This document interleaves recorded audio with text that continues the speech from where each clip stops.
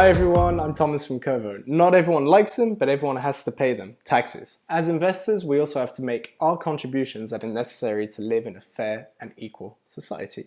So in this video, we're going to look at the 4 types of taxes that are relevant to a Belgian investor who mainly invests in index funds and ETFs. So the first one is the tax on transactions. The second one we're going to look at is the tax on dividends. The third one will be the tax on capital gains for bonds, and the fourth one will be the tax on securities accounts.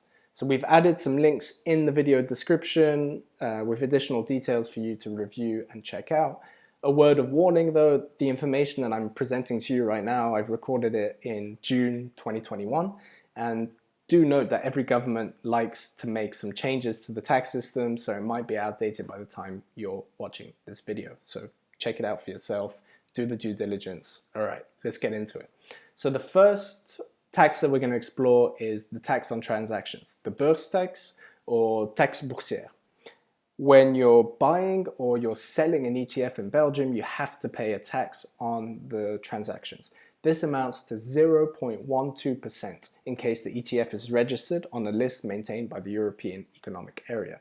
Fortunately, most ETFs available in Europe are on this list. Otherwise, it's 0.35% in case it's not registered in the EEA and 1.32% in case it's registered in Belgium. So if you're adopting a buy and hold strategy, there's not really a strategy to reduce this tax. It's a percentage, so buying more or less securities in one transaction isn't going to affect the amount of tax that you actually end up paying. But a warning though, some foreign brokers do not always calculate and tax you at the source. If they don't, you need to declare it yourself. We put a link to a resource in the video notes, so check that one out.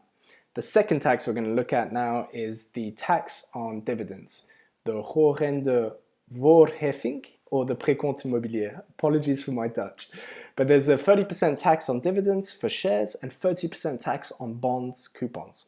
This tax is applicable to individual stocks but also to distributing funds. Careful though, this tax is the main reason why accumulating funds for stocks are preferred over distributing funds. You want to choose an accumulating fund to ensure that all your dividends are reinvested automatically. Belgian taxes distributed dividends at 30%, but it does not tax reinvested dividends. Furthermore, an added benefit is that you don't actually have to spend time deciding how to reinvest the dividends. After all, when you're a passive investor, you pretty much want to spend the least amount of time possible managing your investments. The third tax is on capital gains for bonds. This is also called the Reynders tax. Belgium isn't exactly known as a low tax country, but it's great that there are no capital gains taxes on stocks.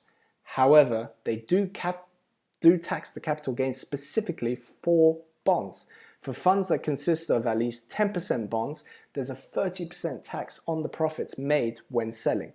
For example, if you bought a bond at 100 euros and you end up selling it later for 130, your net profit will only be 21 euros. The other 9 euros will go to the Belgian state through this tax. For funds that consist solely of bonds, the 30% tax rate will be applied to the full profit.